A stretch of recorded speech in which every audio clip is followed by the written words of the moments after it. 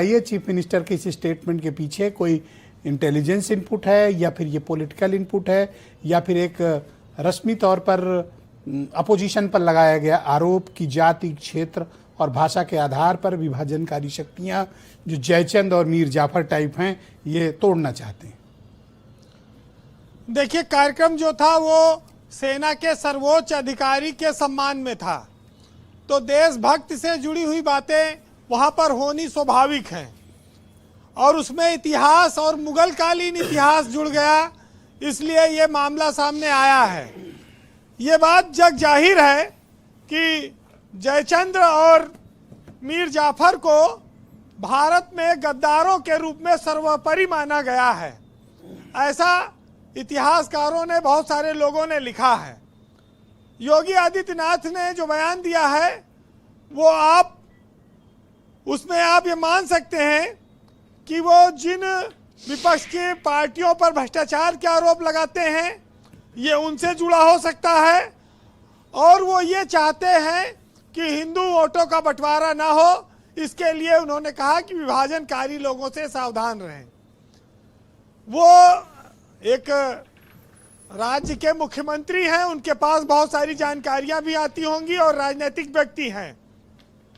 दोनों दृष्टिकोण से ये बयान दिया हुआ माना जा सकता है, क्योंकि जिस तरह से घुसपैठियों को लेकर योगी लगातार बोलते रहते हैं और उनको खदेड़ने को लेकर नफरती लोगों के लिए वो बोलते हैं, तो इसमें उनका एक राजनीतिक लाभ है।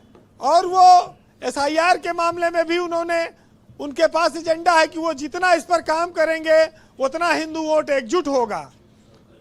तो ये सारा मामला हिंदुओं की एकजुटता को लेकर देखा जा सकता है, इसमें मुसलमान कहीं शामिल नहीं है, ये बात सही है। और एक सरकारी मुखिया के नाते उनको विघटनकारी ताकतों पर, उपद्रव फैलाने वालों पर सावधान रहना चाहिए, नजर रखनी चाहिए और उससे जनता को भी अवगत कराते रहना चाहिए, इसमें कोई बुराई नहीं है।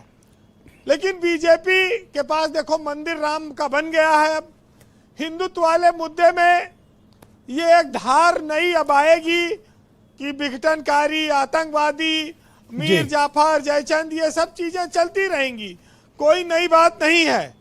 लेकिन आप ये मान लीजिए कि नेताओं के जो ये बयान है, ये लड़ाई सिर्फ सियासी है और दिखावटी है, इससे ज्यादा कुछ नहीं है और ये वोट का ध्रुवीकरण करने के लिए है। आप तो मुद्दे की हवा ही निकाले दे रहे हैं। ब्रजेश जी, जयचंद को लेकर तमाम तरह की बातें, लोगों के अलग अलग राय है, लेकिन जयचंद कन्नौज से लेके बनारस और बिहार तक शासन करता रहा लंबे समय तक। वो राजा था। घटनाएं जो हुई उसके परिप्रेक्ष्य में कहा जाता है कोई आज तक अपने बच्चे का नाम जयचंद नहीं रखते लोग। विभीषण भी नहीं रखता है। जय सिंह तो रख लेते हैं, जयचंद नहीं रखता कोई। नहीं, मुसलमान मीर जाफर भी नहीं लिखते कि लिखते हैं? हाँ, नहीं, मीर जाफर भी कोई नहीं लिखता, क्योंकि जो पलासी की लड़ाई में धोखा दिया मीर जाफर ने नवाब सिराजुद्दौला के साथ, उसकी वजह से भी वो इस देश के गद्दारों में सर्वोपरि माने गए हैं। तो बार बार मोहम्मद गौरी को आमंत्रित करके बदले की भावना से जयचंद ने पृथ्वीराज चौहान को बंदी बनवाया, मरवाया। उसको लेकर इतिहासकारों में नाराजगी थी और इसीलिए उनको जयचंद को देशद्रोही और गद्दार कहलाया गया। लेकिन अब अलग अलग तरह से लोग उसका अर्थ निकालते हैं। बीजेपी जानती है कि उत्तर प्रदेश के चुनाव में उसकी लड़ाई सीधे सीधे समाजवादी पार्टी से है, तो जब वो बोलती है इस बात को तो वो विदेशों में निवेश की बात भी करती है। वो कहती है कि उत्तर प्रदेश को दरिद्र बनाकर, कंगाल बनाकर लोग बाहर पैसा ले जाकर लगा दे रहे हैं जी। ये भी वो बोली गई है बात। तो राजनीतिक रूप से ये पूरा मामला है, आप उसको उसी रूप में देख सकते हैं। लेकिन इतिहासकारों ने बहुत सारी बातें लिखी हैं।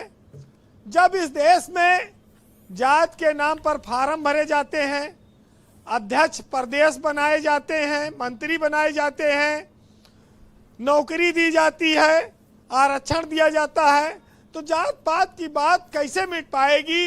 ये हमेशा रहेगी, ये कभी नहीं बदलेगी, ये इसको कोई मिटा नहीं पाएगा। गली मोहल्ले की शादी ब्याह भी आज तक जाते तो देख के हो रही है, कोई अपने मन से कर ले वो अलग बात है, लेकिन जब कहते हैं कि अरेंज मैरिज हुई तो फिर भाई वो जात पात देखकर ही होती है। तो सुनिएगा जी वीरेंद्र एक जी। साहित्य की 4 लाइनें कि एक साहित्यकार ने लिखा है कि जय चंदों के बीच खड़ा हूं फिर भी लहराता जाता हूं, और कुर्सी की खातिर लोगों ने क्या न किए छलछंद यहाँ, और कोई बना मीर जाफर तो कोई बना जयचंद यहाँ, और युद्धों में कभी नहीं हारे हम डरते हैं छलछंदों से, और हर बार पराजय पाई है अपने ही घर के जयचंदों से। देखिए वीरेंद्र जी ने भी जयचंद्र का जिक्र कर दिया। बहुत शुक्रिया आपका, बहुत धन्यवाद ग्राउंड जीरो से अपना फीडबैक, ओपिनियन और ऑब्जर्वेशन के लिए। लेकिन कि जयचंद्र के बचाव के लिए एक एनजीओ भी है जो जयचंद्र को भला बुरा कहने पर लोगों को प्रतिकार भी करती है। बहनों भाइयों, इस